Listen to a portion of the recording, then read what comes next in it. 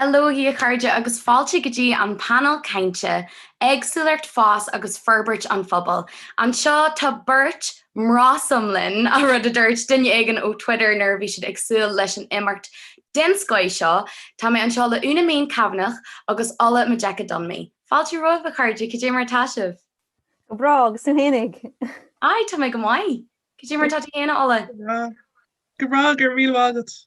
Tá sé aonanta maiid le bula libse don chéad sílam a riú Mars ceart, well, Mars ceart Mars féidirlamsa a rééis sin le linn pandéma agus dócha go méid de gin bula sa fearsail am ag an le KGJ. Cé mar tá se go waithh faoin pandéma ar fad am sibh dú dáte le bééis bháile agus na Paineál Cainte le dhéanana ar lína nó an tastíonn sé web se get a bog sus agus obí dhéanana únháile. Well, no Leonard well. Oh well, tá sé go híach no Paineál seo dhéanam ar lína. Stocha tá sé bhádís áisiú chumá Chimera agus cínta tá mé tí thuirse an tuir ach go bhimiid an bhéráis gus gacrod níos freiris. Yeah, Vaxiana das actually bula le grini agus few, cafe a rolt or no kibberoids or hoshe. De vi go bra agus muid ag tús na pandéime, mar cepas nach raibh sé ach marg sé ach ar fa cúpla mí agus an isis hamid fús an so sé go bra. Sin go ddíra híal mu dinne a le gro seo a go bhéh mar sira cinneal bog dún ar fád ach sílam ggóil sé cinenne le gahrúthe grásil so gine inis ach le KGJ be mu ráiste an grásil ganhfuil mór agus be immartí mar seo le bhéh ó gine san áras agus in onadíthe eile. So mar sin de tomuid go léimt go ddíireach isteach héag na ceisna ar fad atá ó gine. Díobse agus is docha ggóil neartdaoine agsúil go mór leis na foragraí a le a chluistel webse. Sto go tá sé glása ina main. Bhí an tá dear gogadsa gro tú tócha leis an géalaigh. Agus tá gom héan marall nar rugú agus tóga a héan le géalaigh tá cinnte an adhortsa ag inistú faoin éspri sin agus an tionkar atá gin géalaigh a héalsa. Yeah, is soch gwil garn soch lart féin me héelse rugach mé Vietnam Hanoi agus néidir nugus a héin. Agus ochtach mé on Tierson ní raibh ach sé seachtaíar an sílagum agus de ví an airan an son. Agus de bhí an tá orm mar ní raibh ach tuairlinn salása so mé héin ma bham agus mí methecríne. Ach de bhí gailin ag mar garbas an gailteach esin as ballingáil i géirí. So de bhí an gailin na gin inar deachsa an tamar fad. Agus de bhí gailin álinn bhíige agus de bhí tá gailin i ggurcha gain leis agus bhúntar bhaintscoile a bham. So a gcónaí mar loch de bhí gailin a gin agus midig éisteach leis an radio, fiú ar an televís, like mar hapla is screenim agus mé fás níos. De bhí a gcónaí de bhí methecríne ag brandniú ar an televís agus é brandniú ar na cléhí le cléhí caide ach de bhí radion na gailteachta ar siúlaige. So bar leis an ghailí na clós ar an radio seachas an stuff ar an televís. Agus an son, tuis go raibh an ghailín golóir goin inar dachsa drastís a gailscoil an so i drolí. Agus bhí an tám an son leis de bhí caiintóirí dúchasach á bhúna an son. Agus an son agus mé sa bhanscoil, ní raibh peoch sime gom ach sa ghailinn leis son ba cumanúm faoin na hábhar eile ach bearlim ghailinn an tamar fad agus daire go máilims sna scrídathe agus an son drastís ar oscail chathair bhlách lia chun céine dhéanamh in ghailinn agus ar a seorc. So, de bhí a gcónaí a géirí an ghailinn i cumád bio i mo héalsa. So de bhí nás láidir a gom hénig idir an ghailinn methecríne agus an ghailteach. So is tócha go raibh de bhí Esperit an iascom agus mé fás níos a géirí ach sinna bhfuil sinné. Well Caimera to my cinnte an adort is docha gohfuil an several scéalaigh sin hartúirta ar fia blianta anuas ó thusta héal agus is docha go mé se lása go dtí Jerry saoil a fásta so tá sé sin aonach mai ar fád le cloisteil. Agus alla ba galta géalscoil hu híon fásta agus mar sin is stocha goú cinneal taí difriúile agad leis antanga agus í ólam agus bhrálam mas ige inseoid tú get a bog daine faoi dó haí leis antanga agus an dóid gohfuil tonachar eici a dóhíal sa fásta. Ja sin rud hosig mis leis antanga er vi dear mar trí blin de is mar fáste. Agus an rud ná hí mar ina choní dear hí an móhir ó gwelscoil is nó gan am mir anlach agus cap ma hismóí ve sé jazz mé chur ann agus níor chur bachachú gwelscoil le rud ná hí capsiid go ra luch a gwyn leis an gael agus credsiid go toir sé golóir deisle dom sa peilchi, so chur siad mé ann agus bí gar go hanhála mé mar chéad lá agus sin mar a hhuiile sé agus an sin taréis an bun school dras mé man school angléile chlásíscan agus hin ará tá mé buinte le sé le bhilge rinne mé husig mé de taí ebre le rajin lifa taréis mór teis agus sin bhela gur hhuiile sé lá réire gra mé buinte le sé le bhilge taréis school agus sin rud tá anna leir jazz braslín tú ar gweelscoil an rud ná changa chamad caihí tú bheith mar fuirt de sé le bhilge chumá agus sin rud ar an tápatach agus rud gur dahan mé chumá mar rud ná mu ra mé mar fuirt an sé le bhilge taréis school. Is sto nach me mór an bhilge an is, so hí sé sin simbol agus an rud ná níor fiú swinnig mé ar le hober man le bhilge an rud ná bhí passion agam na man agus bhí passion agam den bhilge agus just cúg na gá rudí le chéile, so tá mé an bhuiich go ra mé le le deisna á dí seo sa man agus so heb an bhilge de agus cínte nach mé an bhilge agamsa gopásanta moderail sé go ra glascoil an agus munar drasmé glascoil le chomá, so táse go dtí an puinte seo an passionanta fin gwelscoiliocht capan se nach meic an méid sin deisna an riní sa tír morch na gwelscoilna agus is fiú gomór iad, so tá mis se gcóí kidal ag facta siach sa slí bháin nó slí eile héim na gwelscoilna de agus cínte tá eile bhirthú chomá agus tugus sé seans de glóiríní an gwelga eilm agus cínte domsa nach meic an deis agam morch sin.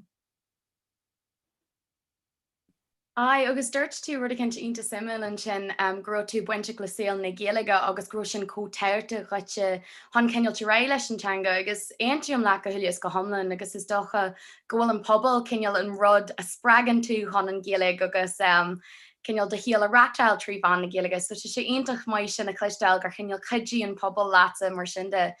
Agus is docha una main go bhfuil pobl aonta fear ledger híos a ggurcha duine leis an ggéalaigh agus bhrálamsa get a bogda de haí le sin na chluisteil go raibh cineal an ggéaltecht ag leachtadoras agus cin dóid cineal a aithrí sé dá éspris leis an ggéalaigh margheallar sin.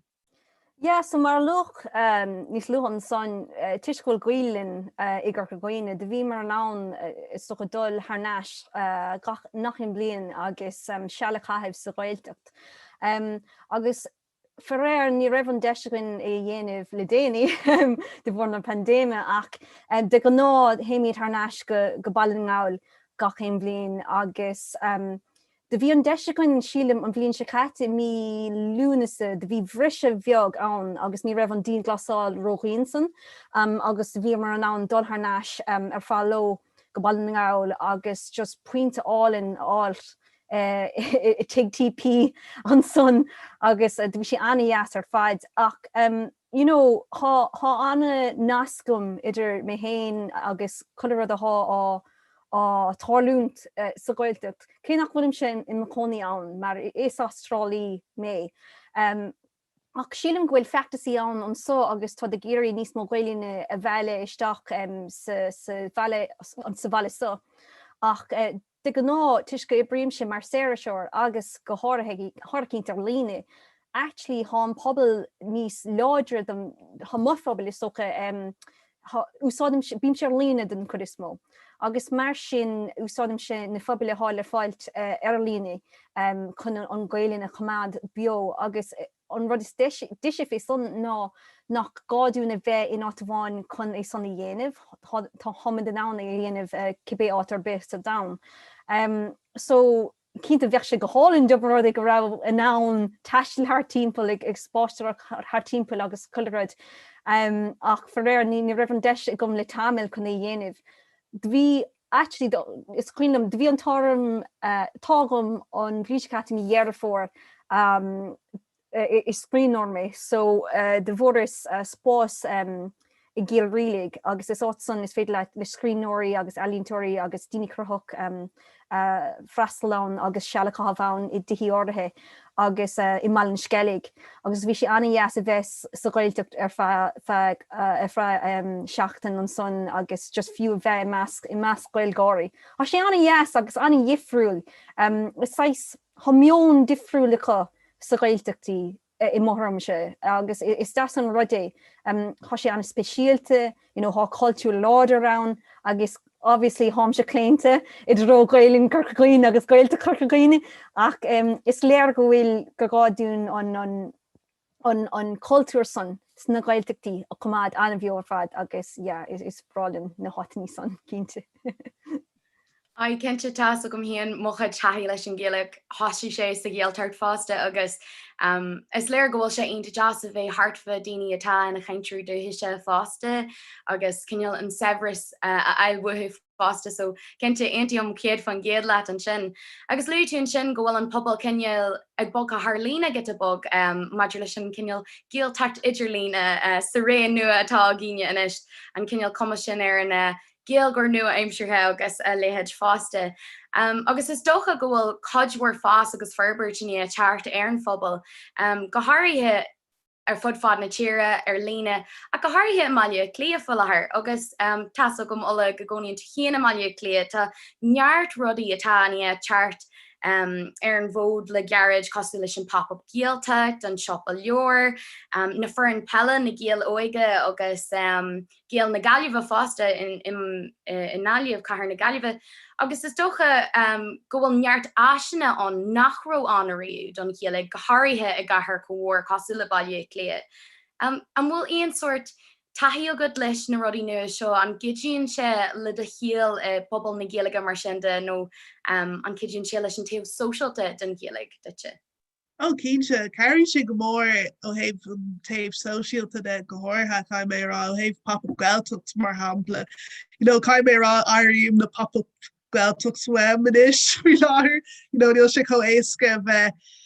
I mún gailge agus bheith caint le rií as gailge inis domsa go pásanta dír go héh an obair de orintanta bí lé leis an gailgach ní gachin lá. So cínse táid gailgaríonn seo máliaach lí agus chu si go deas comá go méich bailach líar mar fuirt an choráil gailge gcóí agus tomse anfaisinta fi sin mar is linnig go léir ar fud na chéirí tíir agus go háirthe an príomhcathair chomá. So cínte is gá golóir taobh na socialta nó ó héh obair de ó héh anseo a máliaach lí a chomá agus cai mé rá tá glóirí ag toirliú ó héh antseanga de anseo agus tá sé chuir sé bíséir agus soise cho sásta faoi chomá agus is scubalum ag freastal ar a pop-up gailteacht agus le choirde agus cóide bhí drasel mé ar an gweil scoil ach níor fórsad an deis bheith mar fuirt le saoil le gweil agus is deis ionintach é an pop-up gailteacht freastal ar agus thug sé sin deisú a ríis le bheith le chéile agus leir tá scail chumá le na féiltí chumá ní máliaach lí ach I chuide den san tír chumá ó héh féil na galí de chumá bhí mé ná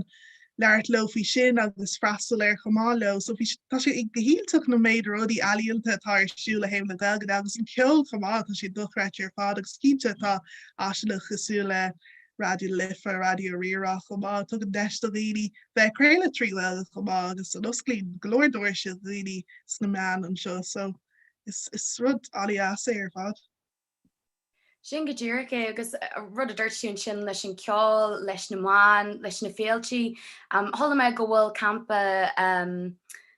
Campbaile electric picnic inis atá tríhan na Gaeilge agus nach mai an rudé go bhfuil cinneal normalú teart antanga agus tá so gin héan mar Gaeilgóirí tá antanga a gcóí normal te duine ach cinneal níos módaine a bhús teach sa fphobal agus a haspont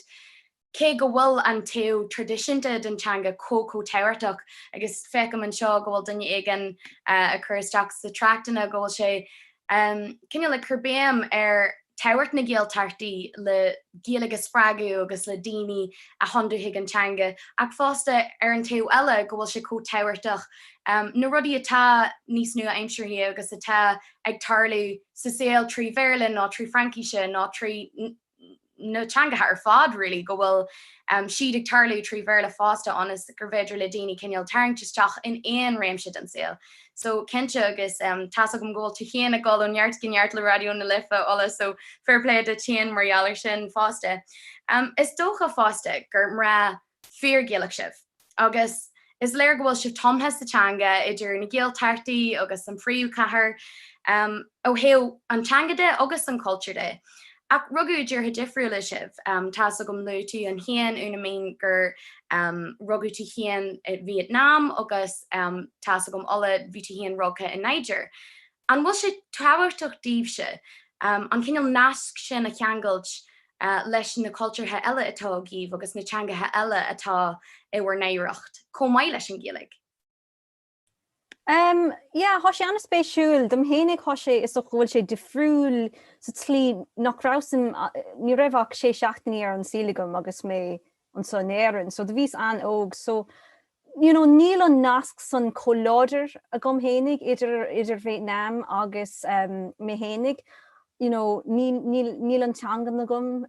níl náisiúntaach Vietnam gom, há de gom can í gáilteach níl mór an spéise gom can í gáilt.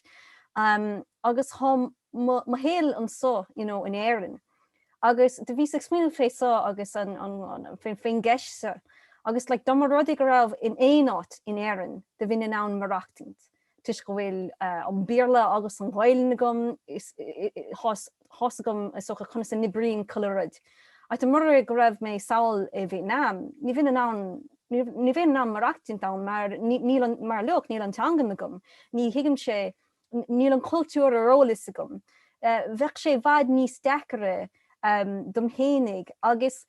is agus mé smína fé bin an fá nachhfuil beidir an nasc san idir mé héin agus an tíirsan choláidir. De chus ar maléanta sira an fé chuig agus de finnas anna an haltá as. Agus de bhí spéise gom cínte chun beidir aithne churbhaoine agus tuile ólais áilt fé chlánsa. Ach fós sílim go bhfuil, is éarnach mé do chud is mó. Agus cé go bhfuil cum na háiste arm ach is éarnach mé. Agus há sé sin I mthormse don hénig, há sé sin níos tábhachtaí don hénig. Agus binne fá nach bhfuil I mthorm se nás choláidir san.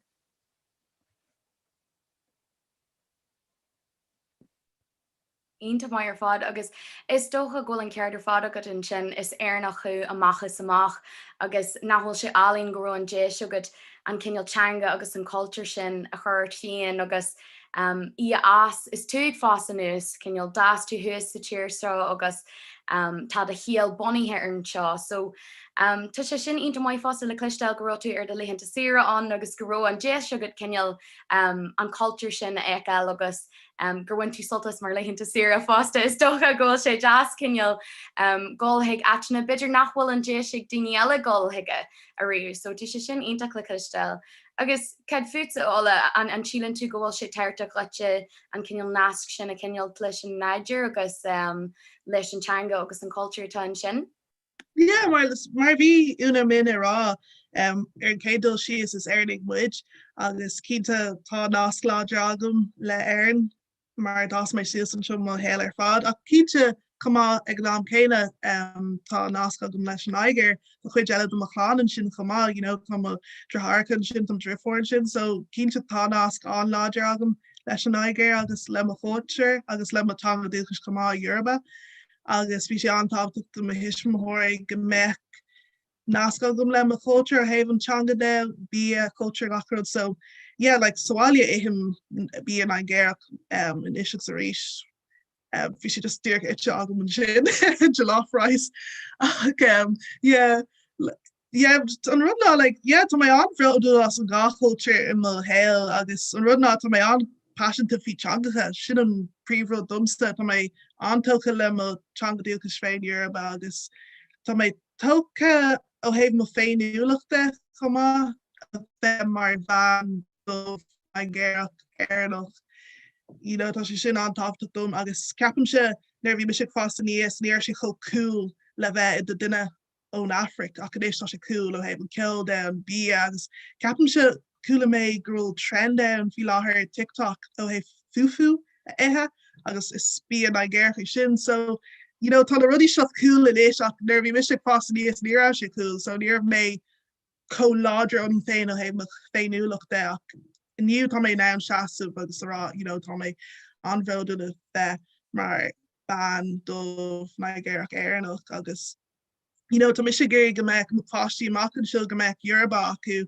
agus go meic siad nasca acu le na ggéir agus gachard mar sin agus like tá gá culture ma héil mar dúirt mé agus níl sé go dí éca cinál an nás sin a bheith agus nuir tá tú sa diaspora orintanta bí sé dachar cá mé agus ó heh féinúlaach den air an tá sé dachar go ghlacha daoine leat mar duna airnach agus beidir dá crackan eile agus rudí mar sin so tá rudí fiú a héh sin ach tá fés le techt cínte agus ag deir an lei tá sé sústam duine féin chu sa mohín siad fi a féinúlacht féin agus domsa mar dúirt mé sin má féinúlacht. Sin go dtíach agus sílam gurnert tú rud an onanta teirteach an sin go bhfuil neart obíjananta agus go bhfuil rudí ag fáil níos fear ach tá go foiil codhór le Johnna agus nahfuil sin go dtíach cineal an rud a tamid a géirí a léirú leis an Paineál Cainte seo tamid cineal le géirí a haspant go bhfuil an miniu ná an iwa don duine airnach a gafrú leis an ilchangathas leis an ilculturethas agus sílam tá an cineal iwa sin ag airan go bhfuilmuid an tír de míle fáilte roit ná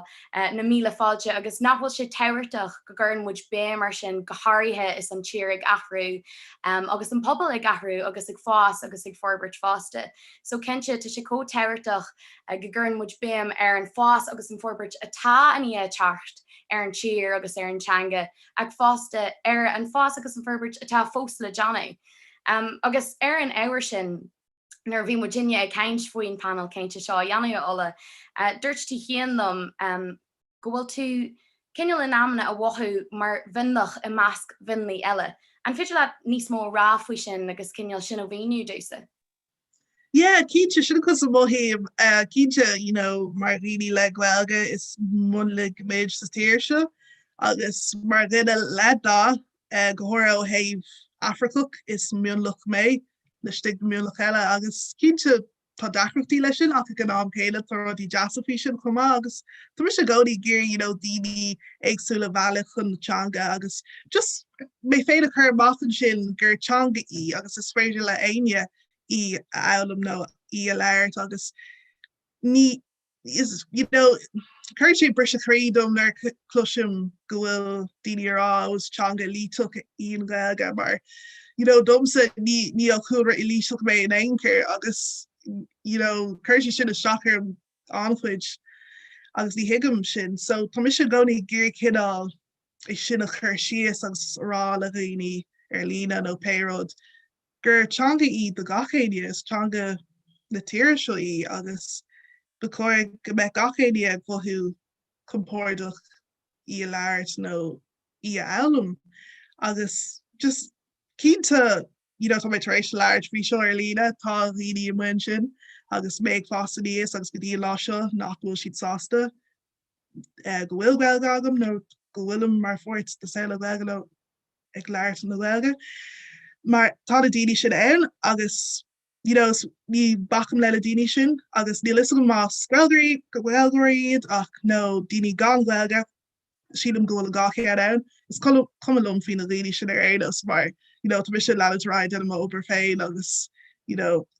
géirí rudi ahrú agus lerin fin a rudi seo mohí morinte beidir tá dini mu se cappa go me se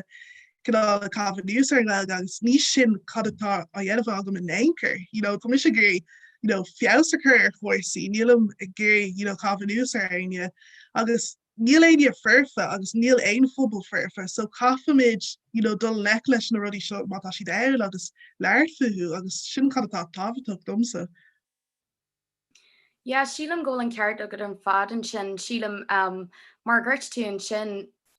mas fu é gohfuil dunne a géirí antanga ólam is molla sin dontanga agus gohairthe is muid a géirí afhiochan na anna ar an céalaigh tá sé teirta go bhfuil fáilte rih chach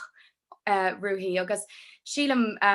tá hen cardúil le far a bhí im oscail agus ba merchanacha agus deartha go bhfuil se os Connemara leis an blas giige atá agus so nach ionintach an rud go bhfuil daoine a géirí antanga a ólam agus sin daoine ó coilrí defriúla sin daoine ó tíortha defriúla agus fiú de híní nachhfuil as an ggéaltar tá sé có teirta go bhhaíonn siad gur féidir le teartta seach an fphobal mar chuirt tú is linne ar fád antanga agus ceim muidir fad op í dhéanana chun í escapu agus chun í a chur chun cin. Tá má gáil teart thugad sa inis de ina mín agus tá cadhór factasíochta deanta agad ó hiúrícha chur le cníothe san éan. Is bald an Christian nuathú ar son anti-racism, bhí feachtas Twitter agad I gabhí le sa tríide chun ard a thuirt ar an áhar agus leironn tú faoin na feibna seo a de leir an seo fásta.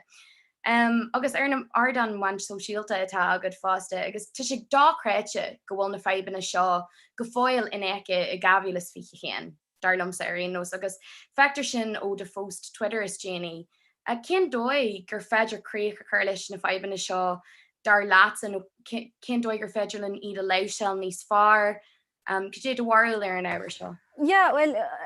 is mór an ceiste íson an inorih agus cean dis na feibne is mó nó na decirtí is mó go gurrin an sochi golóir brú ar glíní duha agus glíní de chun na réitní ar fad áilt. Agus is mór an siúr mar is ghfuil gá le golóir féin dachas. Ní gáún, agus mid a gláir féin na méid san teachtarí a bhfuil tríis á heolalas ní cúna le thosa go bhfuil mé féin agus áile tríis golóir teachtarí ó trolaní áilt hána bblinte. Ní rud nua san, ní rud nó san. Tá chuile duile go bhfuil cnéchas san éan. Ach níle dur a géirí dailá leis agus sin an rud is deacre. Tá siad ag éirí go bhfuil muinte chun teachsúis leis na réitiní ar fad, agus an sun is féidir le rudí dhéanamh fé. Agus is socha háimse féin le tugad síl glóir fuineh agus mé láart fé mar scéalsa na méid sin teachtarí a aimimse cuilerad. Agus tá mar rud go raibh an deisiigh daoine chun féineach sa dhéanamh iad héananig, bheith sé bhaid níos éasca dúna leis ar obair a dhéanamh. Don chud is mó níl mar an spéise gom leart féin gníchas ar churbe. Barlam leart faoin éilinn, barlam leart fé cléí riomhraí, fé sealgarad chuilerad cosúla san. Ach ar fáid chéint,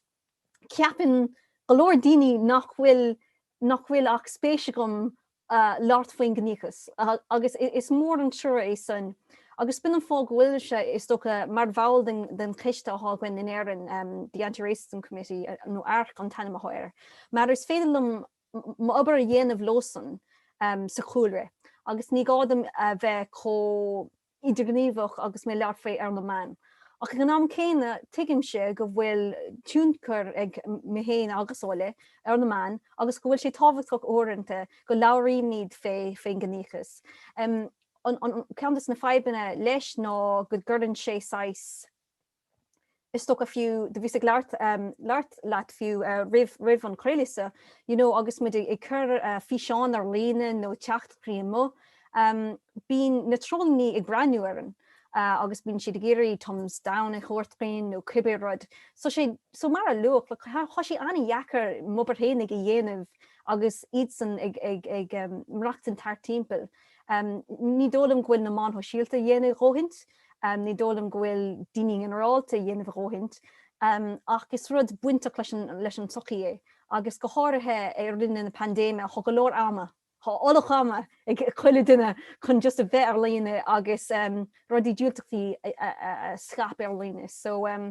is socha, mar look, is mór an ceiste agus cínta níl na freigraí gomsa nuair an réiteachí is gomsa. A chumse sásta leis an obair a há dhéanamh gom leis an giste agus thosúla go méid go dórlóigh rud cinnt agus mé ag déanamh an obairlóthaí sinné. Well, sílam gro fragart an chéad scoigad an sin, agus is dócha ola gan neamantí chéan codhór stuff ar son na feiban na seo fásta. Agus sílam gan airt tú rud ag an fear himúil agus fear an sin, I mean, ná níl íon réití den feib seo, agus go háirithe na daoine atá ag fáint margheallar na feiban na seo, ní chóir go bhfuil sé fág orthú chun na réití sin a eil don feib seo, agus sílam in amana ní chur an daoine an cinneal an ahananta sin ar chuoine mar thuirt tú tá sé Jackar caint faúd in na feiban na seo, agus tá sé teirteach caint faúd in na feiban na seo, agus tá sé inta Jackar an cinneal chothromaíocht sin a eil. Tá tú géirí cinneal dearmad a dhéanamh faoin na feiban na seo, agus do chéal a bharachtail sa dóid tá tú i géirí anna han ag trid ar son na feiban na seo réitú achan ag an am céarna tíhann tú an tairt atá a bhaint le Lord amach fuú agus le fiachta sí anna fuú. So ceim mar mollam ruit agus alle go bhór fachanne an obi ar fád atá deanta agíh tuigem is docha nachhfuil si sin éasca ar charbé agus sulabal an muidir ra tá just a géiríonn spás a thuirt duite ola mas rud é gohfuil aon trachtainna agad ar an áhar seo nó má tá tú géine éirí aon rud a lua nó. Yeah, Cainte, is 5 more chríochas an seo there agus people crida for réir agus is fiú leir mór faoi agus Cainte taréis, Black Lives Matter around Sarah Shakacha, duscailsúla dhaoine agus, bhí daoine inis géirí leir fiú chríochas agus go háir chóhéachs na haireanda. Mar rih sin ní mór an chóir faoi agus mas rud égur duine le dathú ag leir fiú chríochas ní daoine ag éisteach na méid sin camera. Ach inis, tá sé beoch cool is slí leir fiú chríochas agus tá daoine ag géirí éisteach faoi scéalta daoine agus gachar mar sin ach mar bhí úna min ará, níl muid sásta bheith leir fiú chríochas an tám ar fád, tá post agwin agus sin na man agus sin cad atá muid a géirí díú ar fád agus tá glóir le suiadmh agan faoi seachas an chríochas agus Cainte bhuaigh mé féin go páirsananta go raibh cinál pigeonholing á dhéanamh armsa ó héh leir fiú chríochas ar na man agus peáit agus tar éis tabaltá sé sin peogáín, chuir sé sin na Stockart agus ag an am céine líonna sé géirí go meic is a glí go meic achnar glíí armsa mar rinne a leirm chríochas an tá le mar níos é sin mo fust. So bhí gon gohfuil ahrú teachtar sin inis domsa go páirsanta agus tá mé sásta faoi sin agus tá cinál srá agam faoi láthair chorá le ala bunathe ar léirthireacht na Bhilgaide agus bhí sin go hála an sean sin á le nó leir Bhilgaid sin dhéanamh agus bhí mé cosásta rud a chiad nach bhuiin le dá nó chríochas ó péirthut so bhí sé sin go deas agus tásúla go bhfuil tuairlíonn sé sin dún go léir agus go mé ahrú éigen ach mar dúirt úna mintá sé an tábhacht léirtéir ar óidán níos sa ríis. Ja, sílam go bhfuil an ceartar fada go an sin ála mar ghirt úna mí an sin. Tá sé cinneal thuús den duine aonra an cinneal idechas sin a thuirtí fa chéan agus is léir go bhfuil daoine atá ag arc ar na céinte sin atá sibh ag leort amach faoin cinnéchas. Is dócha go bhfuil na daoine atá ag arc ar na seminárí sin agus ar na céinte sin ní ísin an feib is iad na daoine nachhfuil sim acu ar an rudí sin agus ba chóir rilí gohéan siad amach agus deanan siad an cinneal féin idircha sin orthú féin chun níos mó ólas agus níos mó más a bheith acu de ahan daine is sé sin an rud is teirtí sílam an más agus mar ghirirtí chéan ní postgíise atá an a bheith glóirt ar son an cnéchas tá codhhar stuff ag tarlaí libse ar fád go háirthe mar ghirirtú an sin ála do chóra nua ar YouTube tá agsúil mór leis an cean tháinig mé an fógracht ar fad faú de céirní é, so be sin mar cean do mu sprochanna de seaartain na gilige arcar sin dar nói. So ag bogu ré an sin hiig neart rudí atá ar bhain a gíh sin mar sin de agus sé cinneal an rud ná tá codhhar stuff deanta a gíh I bobal na gilige seachas an chlár radio ahhain seachas tá gom unamín tá codhhar lantrí agatsa ar TikTok agus is docha go rachaí me thugatsa inis leis an céad ceistelle Tá má gáil gid a bug plugáil anna dú sin isteir na chud tionscadal atá idir leha a gí leir, so una ní gadú ra gan annan tú féin obí na gapal. Agus le ní bhíle glantarí ar TikTok nó is docha go níos mó agatsa ón ar scrúma an scripta seo. Agus do híomh bhui ar Irish agus do cho obí deanta le Duolingo, TG cethir agus neart eile cumáile de léir an seo a luúimmuid níos lia. Tá codhhar stuff deanta agat, so inistú sa dói is a bhfuil an phobal ag fás agus ag ferbert. Tá a bhád níos mó réimsí an inis gur féidir leat obí anú trí bhan na géige inistú faoi de haile sin cén dói a bhfuil tú go le le de síal obí trí bhan na géige. Yeah, so bhí sé anna spéisiú nuair a chréicníos nuair bhunas cléim amach sa gailinn na bhlíontá hin inis go bhí sa dóiog. Ar fáid cinnt agus níl mór cinnta céint fá, ní raibh spéisi an léimteisteach na mán gaiileach dír chun son. Agus díine an cinenne chun obair a dhéanamh trí bhán na béirle ar fáid cinnta. Ní mór cinnta ceir fá. Ach an son is sto go de bhí 6 agus de láris féá le déine ar mechanine YouTube ach de bhí a bonk chun in níarna rá ceapas hénig go raibh sór gailinn na gom agus sílim gur tháinig sé son de bhór go raibh raibh chéime gom níis, de bhí clánlum sa gcuilteach, de rasílís ar chailsco, so de ceapas go raibh mé clás go thomlum clás ach chun in íarna rá ní raibhach má gailinn na gom agus is toch 'n koppel bblian hin dienes an céine chun dienstadéir a dhéanamh ar an leilinn agus I úsáid don chud is mó I ma héalsa agus chun díú isteach in chaning in bhúnú in sa gailinn ar fad agus an son bhí mé an rudí áirithe dhéanamh leis na mán, mar de bhblionanta rimis. Bhí stuff beáí á dhéanamh gom maidir leis an réon ach bé ag brandú siarathe níis I mo chóirmse agus seo hang up hénig ach bhí sé 6 nóach agus mé brandú haar náisiirthe tuis nach raibh mo gailinn có láidir son mar cheapas. Ach níis há a bhaid níos mó muína gom chun I úsáid tuis go bhfuil an dienste ar déanta gom agus fós á dhéanamh gom maidir leis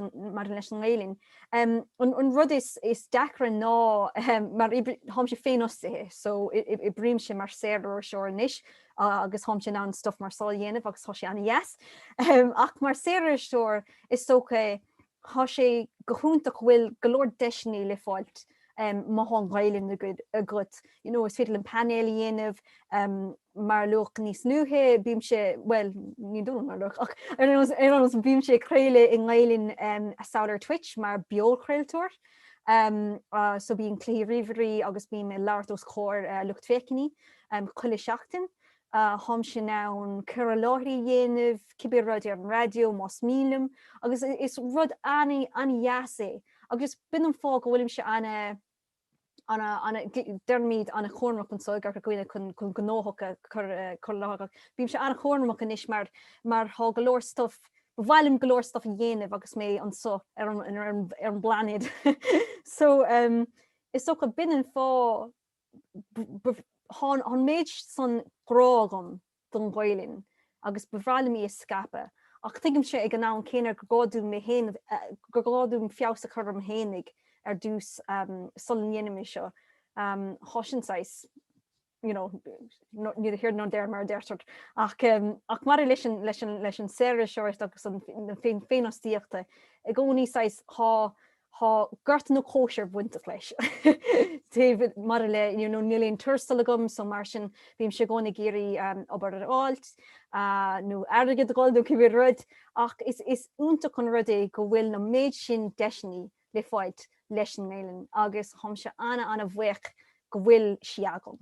don chud is mó. Cinnte agus tá obí na gapal deanta agat son an teangada agus son naán social de fásta is dócha mar gurtún sin tá óhhaid níos mó deisna ó gíananist trí bhain na ggéalaige beidir coppla bbliana ó hen nach mé an deis ó gine panel cosú le seo dhéanana trí bhain na ggéalaige beidir go bhfuil sin cinneal na rudaí atá charta nuas ná naán socialte is maiid an rud gur féidir lása a bheith I gobaí dit chéan mar fást sílam nar bhí me héan ag fást nuas sa bhanscoil agus thu me an guidance counselor fachan you get a bug choirle okay na careers de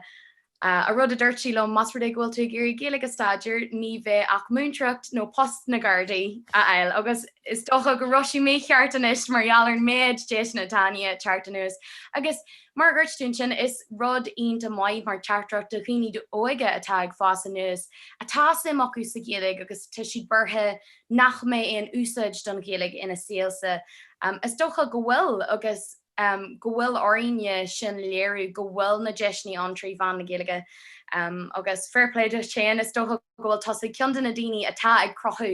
na cinneal deisna sin margheall go bhfuil cinniú ghlacu rudaí I do le a héin fá lethir so fairpléid agus tu sé aonanta mhaile fecail go bhfuil tú go neart gneart lína agus sa bhíor saoil fásta. Agus ola tá má gáil teartthgad sa inis agus go bh plugáil a dhéanú goite. So is dócha gurm ra fear gaithach sibh agus ionta chumasach fásta. Tá gom go chlár radio agus sa radio na lifa mar lúmuid níos luie dar banium afra éire agus tá altainna scrífa agad fochanne nósmag, the Irish Times agus neart eile. Agus mar lú tú chéan tá do sreath nua chora le ola in étáisiart. So inistú get a bog faoi sin, inistú faoi do obaí in san phobal géalach agus cé mar tá gairí lása. Yeah, so Kirby tús le chorá le ola díirchil mí seo caite an sin agus chuir bhuiine sé le ná chum líní tá simá scríbnóir go bhilgan ó scríbnóir údóir faoi aglah agus bíon chorá generalta aglan agus chorá beidir nach fáin tún deis be agat an méid sin bíon beidir cuasaí politíocht to win leis go má agus just béime chur litríoch na bhilge agus tá sé go hála lei sin éadh go má tá an más agam litríoch na bhil go má agus tá sé go jazz leir frí rudaí eile ó héh antanga de go má agus cinnte é tá chlóir féad agam afra a radioú na lifa agus chumé tús lei sin an blin se caite agus just fi me swin of is cuilumm me sú níl éonrad mar seo is dólum hanna agus fi mé géirí rud a cinint cosúla ceol Africa airlach agus ceol ón mórain na Africa a chuir le chéile ascailge chlór ascailge leis an ceol seo agus tá gaiir go hanahá leis go má tá ansima bhíine ann go má just go jazz canal an cean go sin na chuir le chéile héad idir chorachas in airan tá se an passionanta fi sin agus ó héad van teanga úsáidm an ghilge tá sé sin rud a cínt difriúil agus rud a cínt a chun daoine a suíadh comá ceapam se gur déach rud chiad mar seo a bheith ann agus chuann sé le an teanga comá mar orintanta ceapam se Rachels canal stereotype ag líní ó héh an ghilge de agus tá se canal a géirí é sin a chur sios agus canal agna líní oscot pí beag go héh an ghilge de gur féid le gachéide í leir agus is féidir le daoine í leir is féidir daoine antanga úsá de slite difriúile agus sin ceannas na bailí go má so tá mé taréis anchuid deisna á ó héh an ghilge de na man capam se garíonn sé go hanmhór ó heh go ní dólum móilta go méid céile deisna agam marhfuil gleg agam so cínte caríonn sé gomór agus cínte tá golóir deisna win sin ó heh gleg ní bháin na man. Cinnte agus sílam rud a lúú an sin a bhí fearhummil sa dúsa ná gur chrothí tú chlár radio go rud tú héana gur isteach leis. Cean nachrú aon rud an cosú leis. Agus is docha ghfuil sin an rud atá Johnta ag an bhirte gíh le ahan airneal den síl agus an síl a bre atá a gíh ná chrothí sibh rudí nua, tháinig sibh spás a bhar géad rud nachrú an ach gurú sim meag daoine agus gurú sim anat an. Chun échroú agus is docha gohfuil sin in teartracht den chéad scoid a chéine atá a géirí cinneal agsúlarta eáil sa fphobal géach agus an fás agus an ferbert sin den fphobal. Sin go ddíir an dóid a támuid agáil cinnealt a ré leis an fás agus an ferbert sin ná mas rud ag a bhecin muid cinneal rud ag an atá an asnamh ná go líanaan muid an spá sin agus nach mé an barna an níos mó so fair pléidir an bhirt a gíh de sinna dhéanana is docha idir leor na man socialte altan is chlár radio ha am mal ein rod nach beidir leis virtuíse a dhéanana ní dáilm ach bille fecail an bhfuil éon multi agíh de rií atá ag teartteach hiag pobl na géalaige nó atá beidir a géirí a saoil ibre a chaú I dro na géalaige mar sinnda an bhfuil éon multi nó éon choirdíh si ddífa ar tá sem acu sa géalaigh agus I a dheanú mar fós len aimimsere. Well sílam ghfuil sé anna táhachtach chun an gaiilen úsáid nach hin lá má an deisiget, is cumis féidir leart osóir, is féidir le éisteach leis an radio, is féidir le brandú ar TG ceir, cibir roid. Tá sé anna táhachtach I úsáid I a gnáhéalsa agus an scarúnt an dhéanamh idir ar gnáhéalsa agus an scoil. agus sin ar rud is táhachttaí. Go háiricé is socha de rií fáiste chun I úsáid.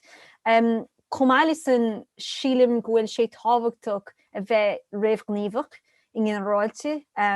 go háir cinint leis an lélinn, luú tú an son gohfuil golóir chunig mar na rudí a raibh náasnamh sna máin nó cibéad agus do bhíar an án a líne agus bhfuil iarachta I líne. Maar is socha gohfuil daoine áirithe agus tá ag fanúnt go dtí go bhfuil slatríochta nuair a cinint agus go mé na háisinaí ar fad le fáilt. A chun níarrá hána háisinaí ar fáilt a rénos a caithí tú de oberhénig a dhéanamh agus socha dír isteachirthe. Ní féidir leit is socha bhfuil sé táhaach nach gurrann tú an brúchéine ar na gcuoine a há níos os corn foibil há ar na man chun gacrad a chóirtgait. Caithí tú de oberhénig I dhéanamh. So mar sin do mailinn de rií just an ghailinn na úsáid nach hin nó ar dús spáire agus agus cínte cíigh sibh fios mar hápla éistim le radio na Gaeltachta síle jaas nach heilón agus is brád a mí agus há fios take ar na ghailinn so sin é mhile. Sílam gur choirliú den chéad scoithe sin go háirithe mar thuirteh hána is pobl ionta taíochtúil í an fphobal géalach agus sílam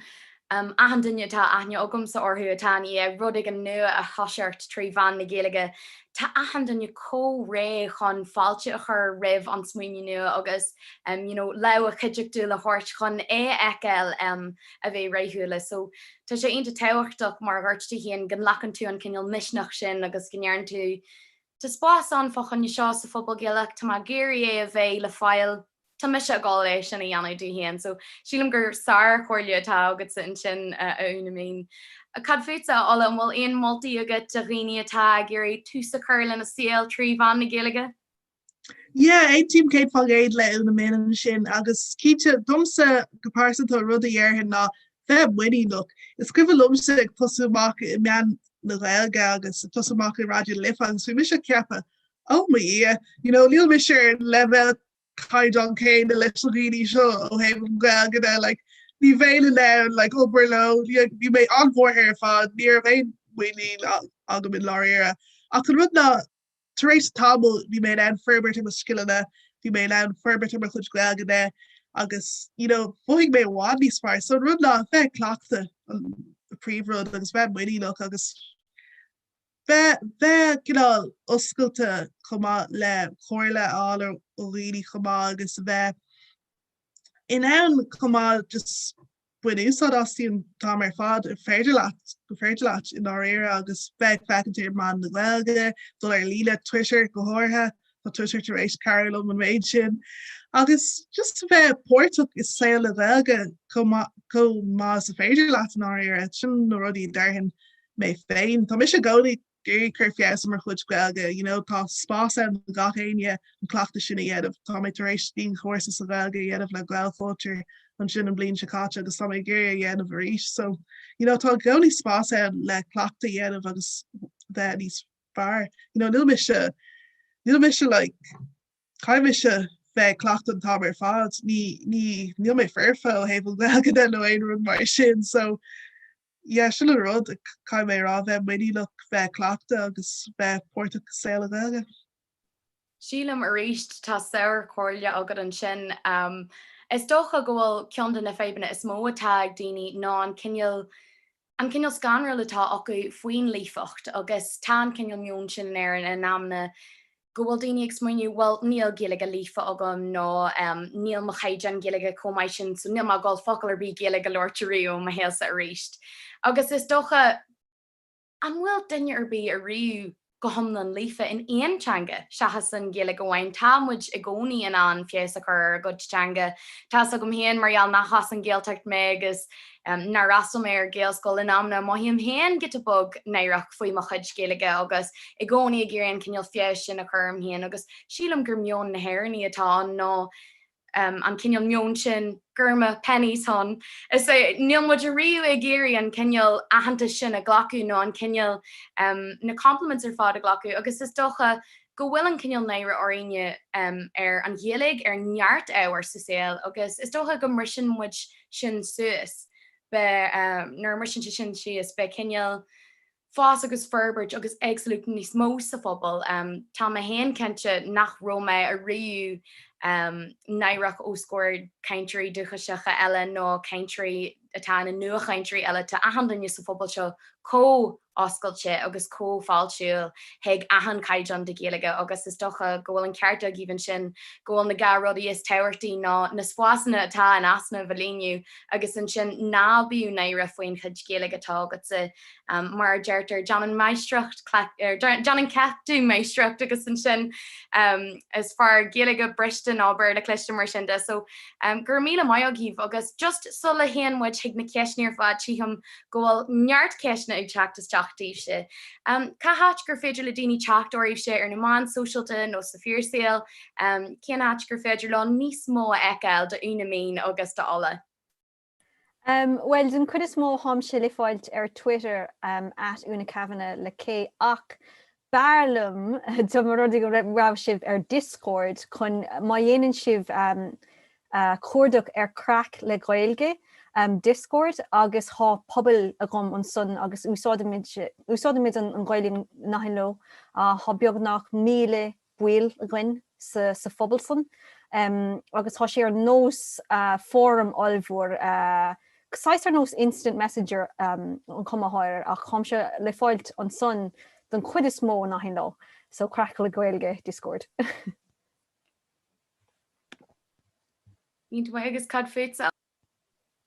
Yes, féidir lum all ar Twitter ag alla Majeko Dumi hain agus tá ar Instagram cumá ag w.majek MAJEK cum ar Instagram agus ar Facebook cumá alla Majeko Dumi. Ínta mai. Well gur míle mai a gíh chuide bhí sibh ionta mai ar fad Tá má just ag arc is tí sa chat an seo ar fia coppla duna ceistena is docha go bhfuil neart ceist ag daoine an seo.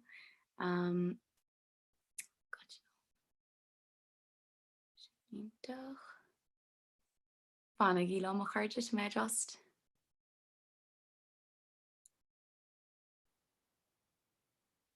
Jerry Julian de Bruin sin eintum go cholas go homlan le a chuide cehímuid chola danne a bhú chun géala spragu is í a chur an cin. Hashtag am ra na haan, hashtag seo í an géala an airan sin álín ar fad. Seo ceist de tátag isteach an seo an gapan sibh go bhfuil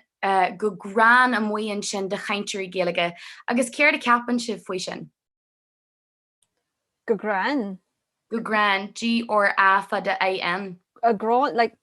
cin cohéic an bhis le an ceisna. An gapan sibh go bhfuil grain am muon sin de chaintúí géalaige. Tuigim sin is tuigim. Yeah, an bhfuil cinneal dráfast do chiní ar chaintúí géalaige. Oh no bronam just gran ar an sehénig. So níor ású cinnta gran, yeah, tuigim sin.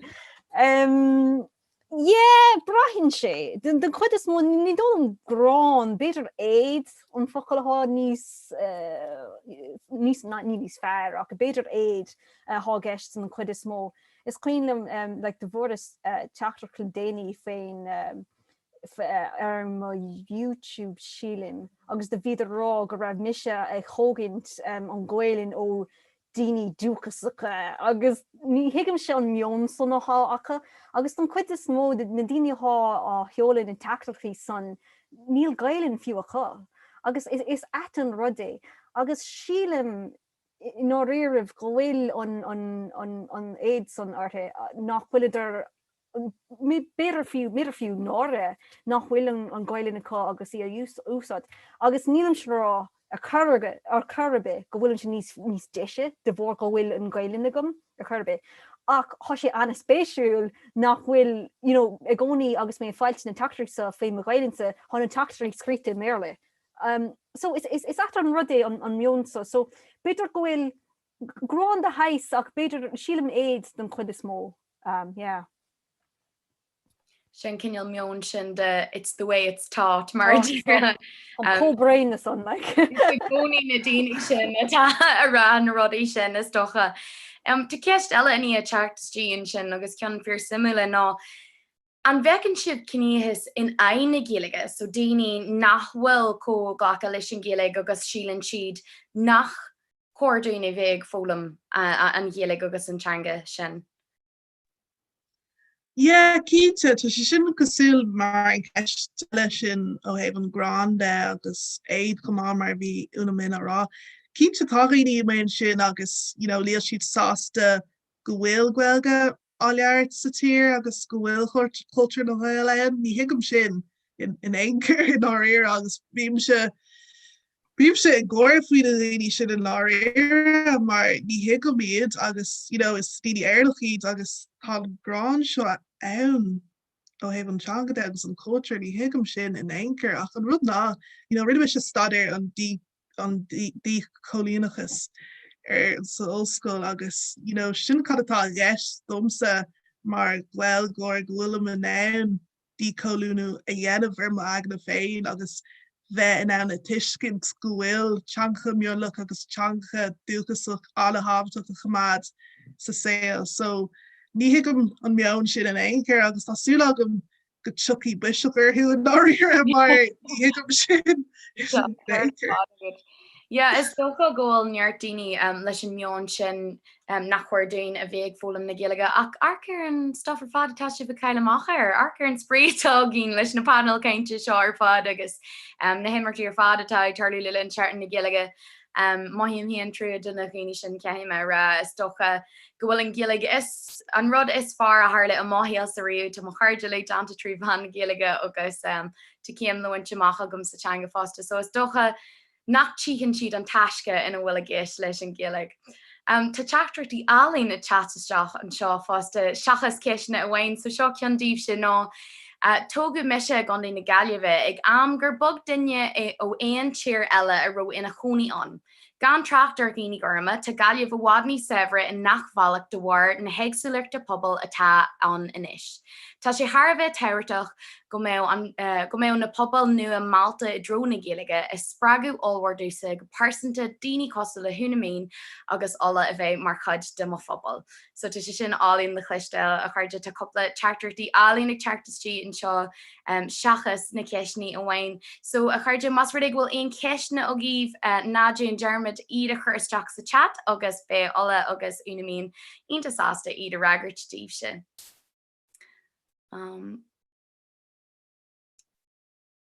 Níos mó an seo. Sílan bhfuil sé antáhacht fiú, agus do luig alle is son níos luúthe ach an aspaíine a háid daine chun an ghailinn úsáid. Ach don chuid is mó há golóir takeíocht an I fáilt go háirigh ar líne. Agus daine an chuid is mó an tásta an ghailinn a úsáid agus I chumad bio, bríomhar agus chuilead. Agus is únta chun rudí eiscint go bhfuil mar luch na deisní orthe leáilt agus níl ar bhainte leis an múntóir múntóir go bra ach níl gachrad bhainte léhí nó fiú postlís na servicesí poblbal agus marsinde ach is das an rudé is málim go bhfuil na poblbal sa crutha chuin hénig ar líne leis an ghailinn agus go bhfuil an ghailinn le feiscint agus I núsáid gaché lo agus is únta chun rud go bhfuil na man ann chun an ghailinn a scape. Agus fiú, hása go bhfuil an pandémia chuisteach ar chuile duine ach go ná céine há mu ná zoomní agus gacharad na himachtaí ar fad gosúlasá dhéanamh agus is deisiúntaach é san leis. So. Sin go ddíirecha ná na méid teisna atáine chartanús agus margurt tú tá sé có teirteach chuineal sult agus tarbh a bhainteas na man súisialta agus achan airnéil den saoil tríomhán na ggéalaige mar thuirt alla a rééis tá go béach chuir seo is linne antanga ar fád agus